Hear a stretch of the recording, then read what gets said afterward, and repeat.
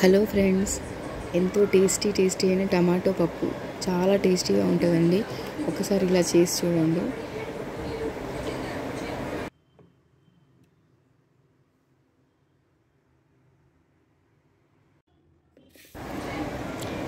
కందిపప్పుని ఒకసారి కడిగి ఒక హాఫ్ అన్ అవర్ నానబెట్టాలండి. నానబెడితే తొందరగా ఉడుకుతుంది పప్పు. అంతసేపు నానబెట్టడానికి టైం లేకపోతే ఒక 10 మినిట్స్ అయినా నాననివ్వాలి, లేకపోతే సరిగ్గా ఉడకదండి పప్పు.